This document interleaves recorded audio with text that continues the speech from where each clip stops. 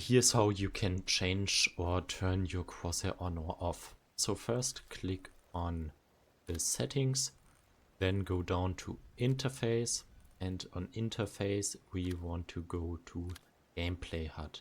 Down here you have the option crosshair. On the right you can select off, on, static or center dot.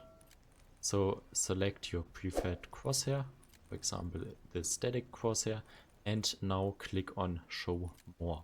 Down here you can select a center dot, how large the dot should be, and the opacity of the whole crosshair. Down here you can also change the crosshair color to a custom color. I prefer a red one with a high saturation.